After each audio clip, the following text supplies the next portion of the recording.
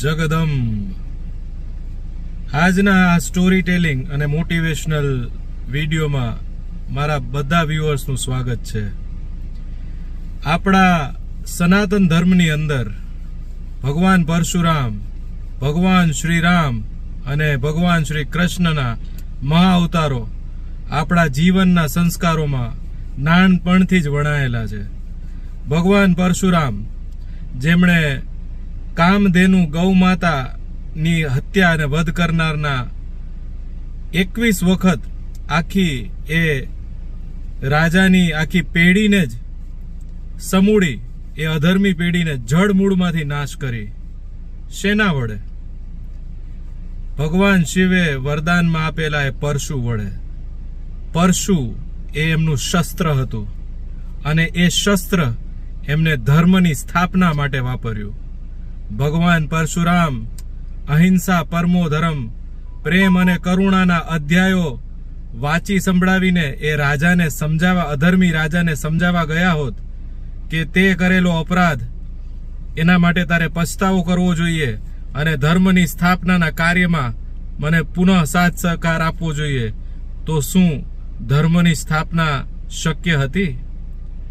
આ સવાલનો પ્રશ્ન, આ પ્રશ્નનો ઉત્તર આપણે ભલી ભાંતિ જાણીએ છીએ કે ધર્મ રક્ષતી રક્ષતી, ધર્મની રક્ષા કાજે અને ધર્મ તમારી રક્ષા કરે એના કાજે શસ્ત્રોનું પૂજન અને શસ્ત્રોનો ઉપયોગ અત્યંત આવશ્યક છે.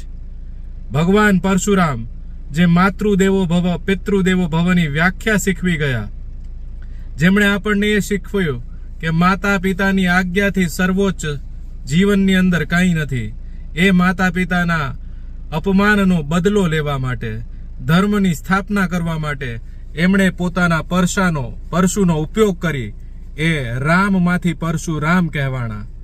તો શસ્ત્ર અને શસ્ત્રથી જ ધર્મની સ્થાપના એ ભગવાન પરશુરામે, એ ભગવાન શ્રી હરિ વિષ્ણુના મહા અવતાર તરીકે રામથી પરશુરામ બનીને એમને આપણને શીખવી અને આપણને જીવન મંત્ર બનાવી.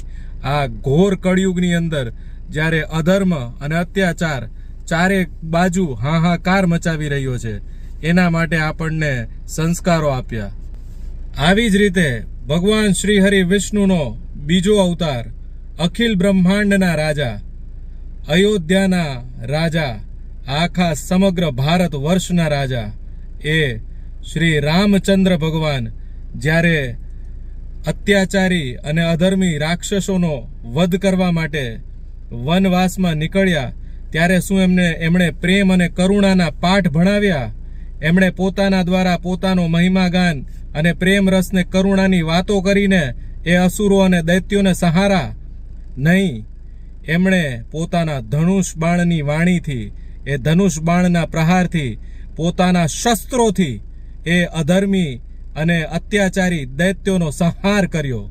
એટલું જ નહીં, એક નારીની રક્ષા કાજે એમણે લંકા ઉપર વિજય મેળવવા માટે જ્યારે ચડાઈ કરી, ત્યારે એમણે પોતાના બાહુબળ અને શસ્ત્ર એટલે કે પોતાના ધનુષ બાણથી જ એ અધર્મી અત્યાચારીઓનો સંહાર કરીને, ધર્મની પુનઃ સ્થાપના કરીને આપણને એ શીખવ્યું કે દરેક જગ્યાએ ખાલી પ્રેમ, કરુણા અને ભાઈચારાના સંદેશાથી જીવનમાં યુદ્ધ અને સંગ્રામો નથી જીતાતા.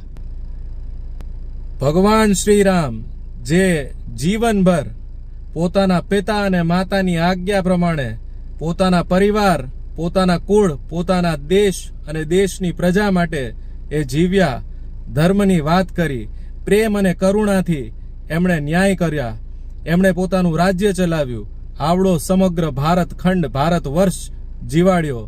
જ્યારે એમણે જોયું કે આ અત્યાચારી રાક્ષસો ચારે બાજુ નિર્દોષ ગૌ માતા, સાધુ સંતો અને સ્ત્રીઓને અત્યાચારથી હાહાકાર કરીને એમને પીડા પહોંચાડી, એમને ખૂબ જ અત્યાચાર કરી રહ્યા છે, ત્યારે એમણે પોતાના ધનુષ બાણનો ઉપયોગ જ સર્વશ્રેષ્ઠ સમજ્યો.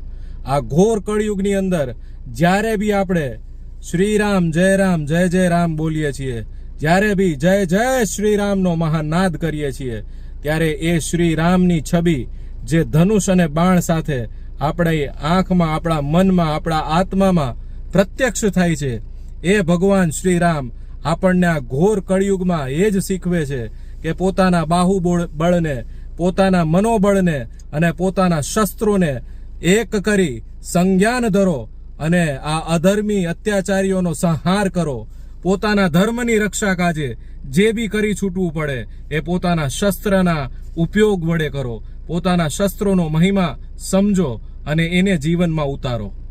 આપણે આ જન્મમાં અવતર્યા એ પહેલા જોયેલા બધા અવતારોમાં જે આપણે છેલ્લો અવતાર જે જોયા છીએ, જે શીખ્યા છીએ, જે આપણા જીવનમાં સંસ્કાર રૂપે ઉતર્યો છે, એ ભગવાન શ્રી હરિ વિષ્ણુનો શ્રી કૃષ્ણ અવતાર, જેમણે પોતાના પ્રેમ અને કરુણા, પોતાના લાડકોડવાળા બાળપણની અંદરથી પોતાની બાળપણની એ રમતો અને તોફાનોથી આપણને તોફાની કાનુડો બની, માખણ ચોર બનીને આપણને એમની પોતાની લીલાઓ કરી બતાવી. જ્યારે મોટા થયા ત્યારે એમણે વાંસળીના સૂર વડે આખા ગોકુળ વૃંદાવન નહીં, આખા ભારત વર્ષને મંત્રમુગ્ધ કરી દીધું. પરંતુ જ્યારે કંસ જેવા અત્યાચારી રાક્ષસો આવ્યા ત્યારે એમણે પોતાની જે શસ્ત્રોની વાણી હતી અને શસ્ત્રોના પ્રહાર હતા એમને જ ધર્મની સ્થાપના માટે જીવનમાં અપનાવ્યા. જ્યારે બી ભગવાન શ્રી કૃષ્ણ અને કંસના એ પ્રસંગને આપણે યાદ કરીએ છીએ ત્યારે આપણે જાણીએ છીએ કે જ્યારે આંખ બંધ કરીને આત્મા અને મનને એક કરીને જ્યારે ભગવાન શ્રી કૃષ્ણના એ દ્રશ્યને જોઈએ છીએ જેમાં એમણે કંસનો વધ કરીને, સંહાર કરીને આપણને ફરી પાછું એ ધર્મની સ્થાપના કરી આપી, એ સમય આવ્યો હતો ત્યારે એમણે પોતાના સુદર્શન ચક્રનો જ ઉપયોગ કર્યો હતો. અને આપણને સીધું એમના સુદર્શન ચક્ર ઉપર આપણું ધ્યાન જાય છે. એ ફરી પાછું સૂચવે છે કે આ ઘોર કળિયુગની અંદર જ્યારે ધર્મની સ્થાપના કરવાની હોય ત્યારે તમારા શસ્ત્ર જ તમારા ધર્મ રક્ષક છે. યદા યદા હિ ધર્મસ્ય ગ્લાનિર્ભવતિ ભારત અભ્યુત્થાન અધર્મસ્ય તદાત્માનમ સૃજામ્યહમ પવિત્રાણાય સાધુનામ વિનાશાય ચ દુષ્કૃતામ ધર્મ સંસ્થાપનાર્થાય સંભવામી યુગે યુગે. જ્યારે અધર્મ ધર્મને હાનિ પહોંચાડશે, અધર્મી અત્યાચારીઓ સાત્વિક પ્રવૃત્તિવાળા અને ધર્મ સાથે જોડાયેલા લોકોને આહત કરશે, ત્યારે યુગે યુગે હું અવતાર ધારીશ અને મારા શસ્ત્રોથી આ અત્યાચારી અધર્મીઓનો સંહાર કરીને ધર્મની સ્થાપના કરીશ. આ તમામ વસ્તુઓ આ કળિયુગની અંદર પણ એટલી જ સાચી, સાર્થક અને કદાચ એમના દ્વાપર અને ત્રેતાયુગ કરતા પણ વધારે સાર્થક છે.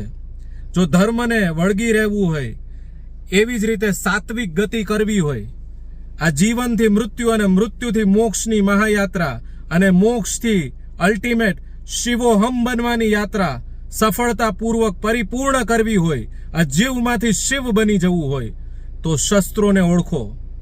તમારા ઈષ્ટ આરાધ્ય ભગવાન પરશુરામ હોય, શ્રી રામ હોય કે શ્રી કૃષ્ણ હોય, ક્યારેય એ શસ્ત્ર વગર આપણને દેખાણા નથી. ક્યારેય એમણે શસ્ત્ર વગર ધર્મની સ્થાપના કરવાના સંસ્કારો આપણને આપ્યા નથી.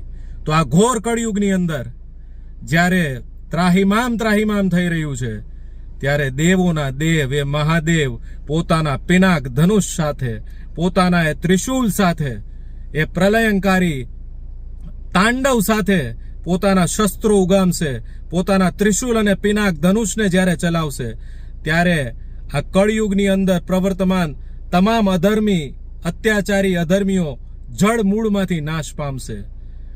આ એક પ્રયાસ છે આપણા સનાતનના સંસ્કારોને જીવનમાં ઉતારવાનો.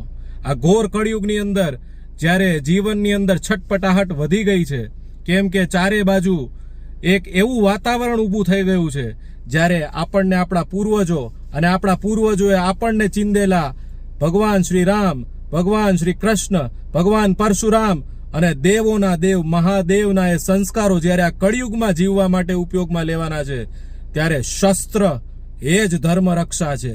ધર્મ રક્ષતી રક્ષતી, ધર્મ પણ એની જ રક્ષા કરશે જે શસ્ત્ર દ્વારા ધર્મ રક્ષા માટે ઉતરશે. મિત્રો, તમને મારી આ સ્ટોરી ટેલિંગ સ્ટાઇલ ગમી હોય, આજનો આ વિડીયો ગમ્યો હોય તો આ વિડીયોને લાઈક અને શેર અવશ્ય કરજો. કમેન્ટ બોક્સમાં જય જય પરશુરામ, જય શ્રી રામ, જય શ્રી કૃષ્ણ. હર હર મહાદેવ અવશ્ય લખજો. ફરી મળીએ આગામી સ્ટોરી ટેલિંગમાં. ત્યાં સુધી જગદંબ.